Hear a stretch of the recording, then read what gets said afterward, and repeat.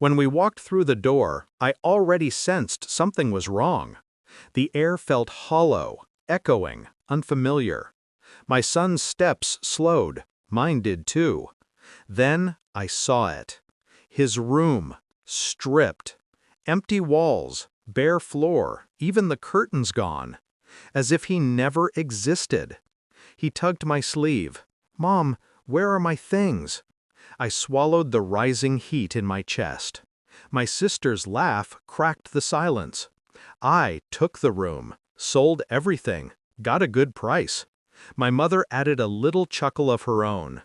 "Your sister is pregnant. It's only fair." My son pressed his face into my side, trembling. I said nothing.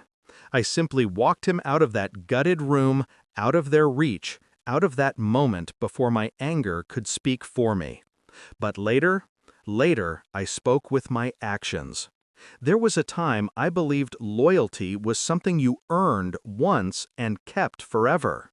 My sister and I used to share secrets under blankets, whispering promises of always protecting each other. My mother, I once thought she held the family together. But families fracture quietly. You don't notice the first crack, or the second. You notice the collapse. Discovery of the betrayal. Their shift began months before the trip. Little comments, dismissive glances, whispered conversations that stopped when I walked into the room. A sudden interest in my finances, in my plans, in my son's room. I brushed it off. I had work, responsibilities, a child to raise. But the final clue came the morning we left for our weekend getaway. My sister lingered in the hallway, eyeing the keys hanging by the door. My mother stood a little too close, her smile a little too stretched. "Have a good trip," she said.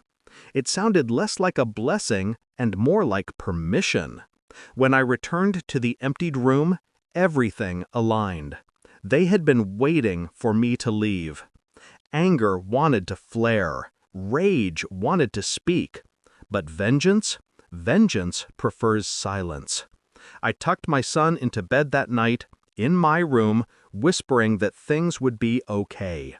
And while he slept, I sat in the dark and mapped every piece of the puzzle. Every unfair loan I had made them. Every message proving they planned this. Every financial document they had carelessly left in shared drawers.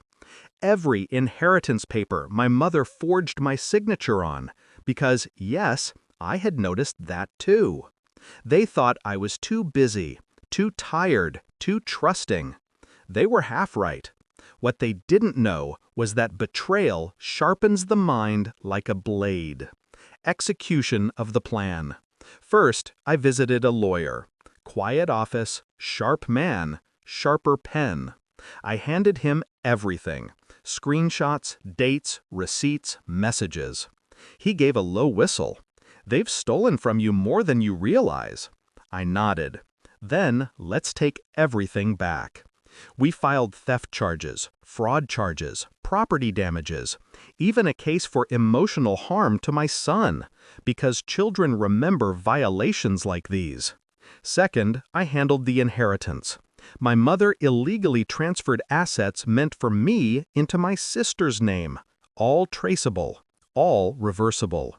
Third, I visited the bank, froze shared accounts, secured mine, reclaimed what was siphoned off. Fourth, I contacted the landlord. The room they stole? It wasn't even theirs to take. Violating rental agreements has consequences. Fifth, I waited. Climax and confrontation. The day the papers arrived at their doorstep, my sister called me, voice trembling, righteous anger faltering into panic. "What is all this? You're suing us?" I kept my tone calm. "I'm holding you accountable." "You're overreacting. It was just a room." "You sold my son's belongings," I said quietly. "Everything he loved." My mother grabbed the phone. "You wouldn't do this to your own family." "No," I murmured, "but you already did." Their voices lifted, fear creeping through the cracks. Court dates were scheduled, Their accounts were frozen. The landlord served them eviction notices after discovering unauthorized selling of property. Piece by piece, I watched realization settle in. They hadn't just taken a room, they had taken the last thread holding them to me. Resolution. The final hearing came swiftly. My son sat beside me, small hand wrapped around mine. My sister avoided my eyes. My mother looked smaller than I remembered. The judge ruled in my favor. Full restitution, fines, a restraining order.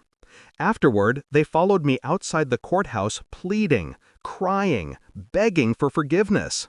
I paused, not out of pity, but closure. You taught me something, I said. Family isn't blood.